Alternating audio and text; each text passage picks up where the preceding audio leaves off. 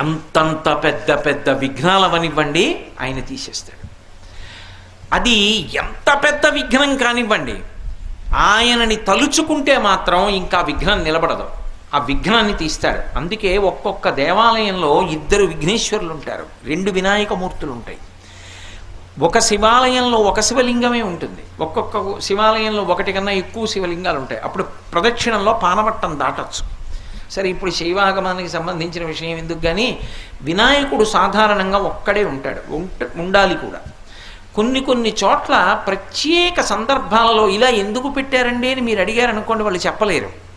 కానీ ఒక్కొక్క చోట ఒక్కొక్క ప్రత్యేక సందర్భంలో 2 వినాయకులు ఉంటారు. 2 వినాయకుల్ని ఎందుకు ప్రతిష్ఠ చేస్తారంటే అన్ని చోట్ల చేయకూడదు, అలాగా ప్రత్యేక కారణానికి చేస్తారు. ఒకరిని విఘ్నరాజు అని పిలుస్తారు, ఒకరిని విఘ్నేశ్వరుడు